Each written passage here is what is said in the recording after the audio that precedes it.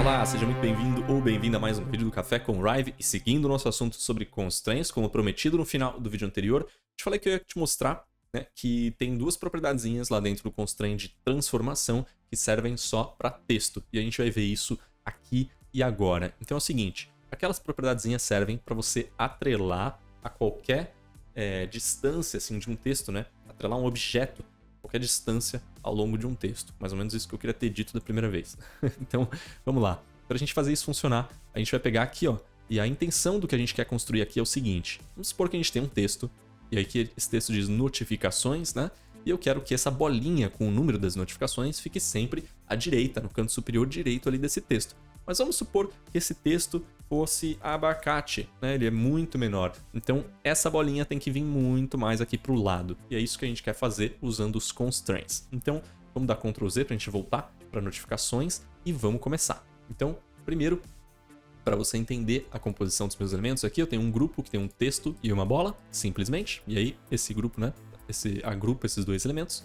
E é nesse grupo que eu vou adicionar o constraint. Então, vamos renomear esse grupo para dizer que é o grupo constraint, para a gente saber que é aqui que a gente está colocando. Então vamos adicionar o constraint, transform, e agora a gente vai adicionar como target o nosso texto. Você vai reparar logo de cara que algumas coisas aconteceram. Primeiro, a bolinha aumentou bastante de tamanho.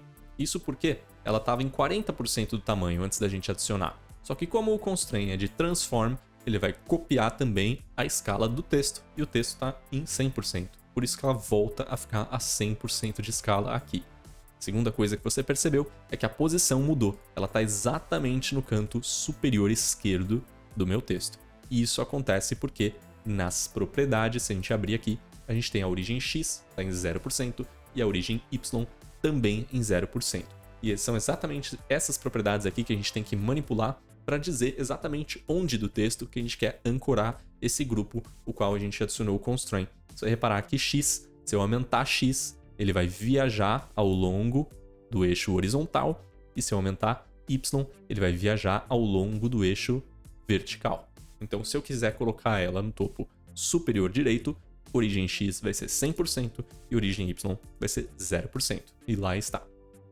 Só que agora a gente tem que resolver dois probleminhas aqui que a gente criou. O primeiro é o da escala e o segundo é que a posição não é exatamente ali no canto superior direito, né? É um pouquinho mais deslocada. Então, vamos resolver esses problemas. Para isso, a gente não vai mexer no constraint, porque o constraint já está certinho. Você vai notar que, inclusive, se eu mudar aqui o texto agora para o meu nome, Léo, por exemplo, já está acompanhando e já está fixado ali no canto superior direito, independente do que a gente escrever nesse texto.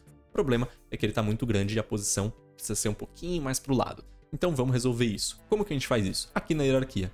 Se a gente notar, nosso grupo no qual a gente adicionou o constraint, ele está exatamente, né, já aqui com o texto e com a elipse dentro. Mas eu quero adicionar mais um espaço de transformação aqui para eu conseguir ajustar a posição e a escala meio que em relação ao constraint. E para isso, o que eu vou fazer é selecionar esses dois elementos aqui, vou agrupar eles novamente. Você vai notar que o grupo foi criado, mas o eixo, né, a origem está aqui. Então eu vou apertar Y e vou mudar essa origem para ser bem no centro, ali como estava antes, aqui.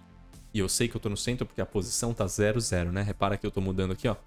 E a posição eu vou achar ali quando ele snapar no 0, 0, e eu vou apertar Y para confirmar. E agora, como eu tenho dois grupos, a gente tem o grupo com o constraint e um segundo grupo.